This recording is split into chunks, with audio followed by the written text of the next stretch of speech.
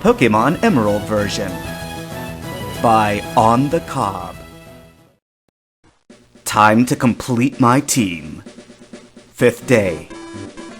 Back to Moss Deep City. I teach Sharpedo Dive so I can scour the vast ocean routes for Archie, the submarine, and the rest of Team Aqua.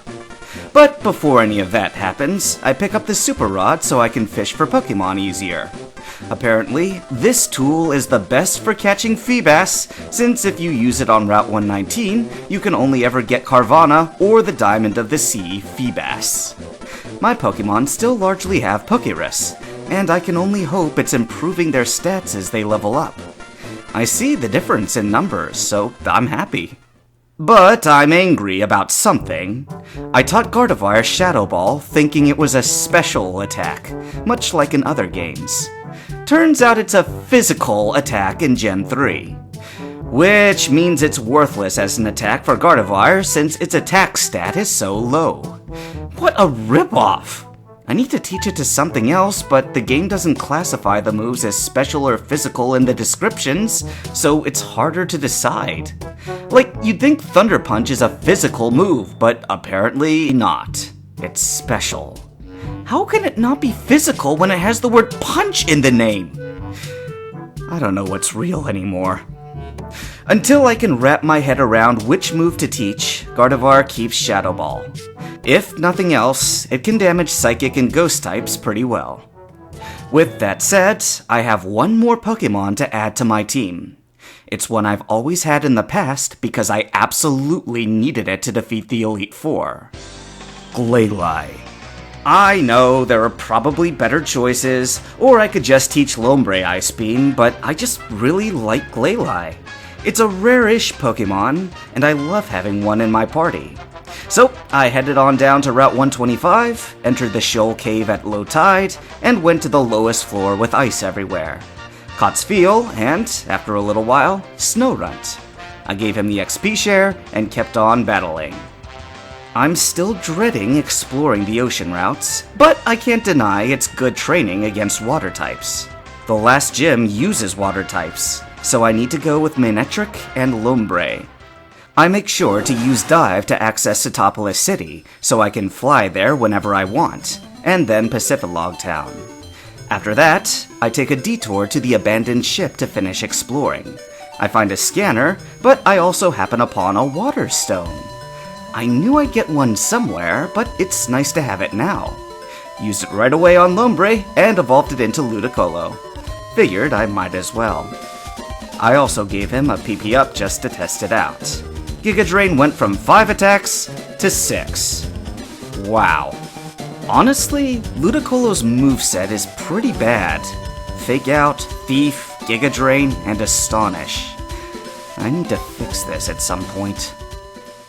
Holy balls! I freaking caught a Feebas! After spending 2 hours scouring Route 119, I finally found the money spot. Kept fishing until I had 6 of them.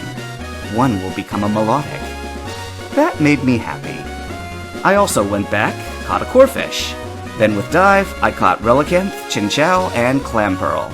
I traded the scanner in for a Deep Sea Tooth, but I need to trade Clamperl while it's holding the item to get a Huntail. Not happening. Caught Wailmer, evolved it into a Wailord pretty easily. I can get the Reggie Trio now if I want, but I pretty much did everything else until I was ready to dive for Team Aqua. While down there, I caught a Golbat because I'm too lazy to level up Zubat. Fought some grunts, had to rearrange my backpack a few times. That's another thing. In future games, the bag's inventory is infinite. I'll admit it's less realistic. But I had no idea the bag inventory was this small. I can only hold 30 items, and most of them are hold items I can't get rid of. But then, the PC's inventory system is also limited. That should be at least infinite. It's a PC operating on cyberspace. There should be space to spare. Instead, I have to store a million different mails that I'm never going to use, but I picked up from the trick house and I'm too lazy to throw out. Now, where was I? Oh yeah, stopping Team Aqua. I battle Archie and win, but the red orb goes off prematurely in his hands, and Kyogre is free to terrorize the world. Peachy. Also, Maxie shows up just in time to be too late to tell Archie he's a twat. And outside, it's raining heavily. But the music is so epic in how serious a disaster is happening that I had to pause a moment and enjoy it. It's a really cool theme with the storm and lightning in the background. Oh, and Hoenn may or may not be doomed. I fly to Sootopolis, where I watch Kyogre and Groudon square off. Being the idiot that I am, I try to surf between them to break them up. Doesn't work. Instead, I find Steven, bro, and he gets me past the security at the Cave of Origin so I can talk with Wallace! He lets me know, or rather, I let him know, about something he already should have known about. What do I even need him for? That the only Pokemon that can calm these bickering legendaries is Rayquaza, the Star Legendary of Emerald version. He's mean, he's green, and he'll have to get in between the warring Pokemon to save the world. But where does Rayquaza live? Why, the Sky Pillar, of course. I love that I need Wallace to unlock the front door of Sky Pillar, but he has no idea that Rayquaza was in there until I mentioned it. Like, what did you have to guard the key for then, idiot? You sure you're the champion of Hoenn? He also leaves getting Rayquaza to me, since the storm's getting worse, and he's worried about Sootopolis. Well, Sootopolis was already the center of the conflict anyway, so nothing's changed. But it's a scripted event, so I forgive him. I climb the tower. Thankfully, I have the Mach Bike. Otherwise, there would have been a really awkward conversation with Rydell. Rydell! I need the Mach Bike to get over a crumbling floor and save the world! What? Up I go through the Sky Pillar. I catch Claydol and Bennett. And there he is. Rayquaza. I talk to him, and he promptly roars and flies off to Sootopolis. I fly after him, and am treated to a nice cutscene of Rayquaza telling the other two to get their shit together. And it works! Crisis averted! Then Rayquaza flies off into the sunset like a badass. Alright, I'm ready to take on the Sootopolis gym. The leader this time around is Juan! And his ace Kingdra will give me trouble as is. But my team is ready. Manectric, Ludicolo, Sharpedo, do your stuff! It's done. The rain badge is mine. As is Waterfall. I taught it to Sharpedo and made it forget Dive, then dumped every water-type HM, Surf, Dive, Waterfall, into Wailord. Taught Ludicolo Surf to give it a better move than Astonish. Snorunt also evolved into Glalie. He'll be my secret weapon against Elite Four's Drake! Speaking of the Elite Four, I can get to them now. Evergrande City is within reach. Right after I get some more training in. Meteor Falls seems like a good spot, especially since I can access the deeper areas with Waterfall. I go in and catch 2 Bagon. The stronger one I'm keeping, but the other one I'll trade for a Horsey. I also find the TM Dragonclaw. I tried teaching it to Vibrava, but no good. It has to be Flygon to have claws.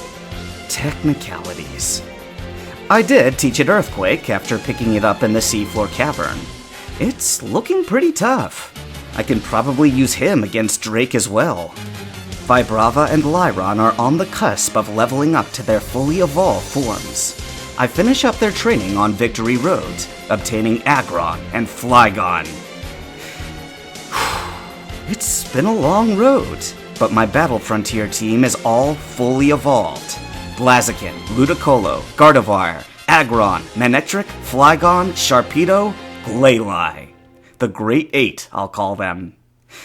But there's a small problem. I'm certain these 8 powerhouses, when arranged in different combinations of 3, can overcome any challenge at the Battle Frontier. But before I get there, I have to choose 6. Only 6 to take on the Elite Four and the Champion. Nobody told me today would be this tough. While I'm on Victory Road, deliberating about which Pokemon to choose, I made the foolish mistake of bringing one too many HM Pokemon. I have a weak Duskull with Flash, so that Gardevoir doesn't have it, Aggron with Strength, Sharpedo with Waterfall, and a weak Zigzagoon with Rock Smash, Surf, and Cut. The other two are Blaziken and Flygon with Fly. All the wild Pokemon and trainers are tough on Victory Road. That's sort of the whole point, but I burned through all of my moves getting past them. And then Wally shows up when I'm weak and vulnerable and challenges me to a battle. That sickly monster! We fight, and it's a grueling slog in which I burn a revive or two, but I win. I catch Hariyama and Mawile right before I find the exit. I couldn't get out of that Victory Road fast enough. Before me is the building where the Elite Four reside. Time to choose the 6 Pokemon that will help me win it. First, I consider all the types: Dark, Ghost, Ice, Dragon, and Water. The Dark types belong to Sydney. His ace, Absol. Blaziken's Double Kick should be enough. And if not, I'm gonna use Bulk Up 2 or 3 times at the start so I can sweep his whole team. He is the only Pokemon with moves super effective against Dark types, so he's definitely a must to bring. Sydney's Pokemon have other weaknesses that the rest of my party can capitalize upon. It's a solid plan. The Ghost types are Phoebes, Hurace, Dusclops. Normally, I would have said Gardevoir because of my Shadow Ball, but Shadow Ball won't be as powerful. Not to mention, Ghost types are super effective against her. Better to rely on Pokemon with Dark-type moves. Sharpedo, Glalie, and Flygon all know Crunch. Those 3 will be taking on Phoebe! Ice types are Glacias, Hurace, Walrein. Hoenn doesn't have much in the way of ice types. She has 2 Glalie, 2 Celio, and a Walrein. A little more variety would have been nice. Blaziken's Blaze Kick and Double Kick are the obvious choice against these ice types, but Manectric's Thunderbolt and Spark will work wonders against her water and ice types. No Aggron. He's too vulnerable to water-type moves to bring to this fight. Him and Gardevoir will have to sit this one out. Dragon types. Drake! This guy was always a problem because of his ace, Salamence, and because if you take too long, his Kingdra and Altaria will use Dragon Dance and be unstoppable. Kingdra will be more of a problem, as water dragon types have good defense against electric and ice type moves. Glaylai's Ice Beam can one-hit Flygon and Salamence, but I'll need Manectric's Thunder Wave to lock down their Dragon Dance speed increase. After that, Flygon's Dragon Claw can chip away at them.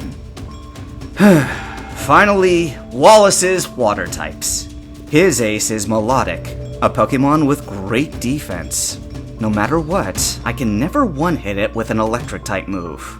Just like with one, gonna go with Manectric and Ludicolo.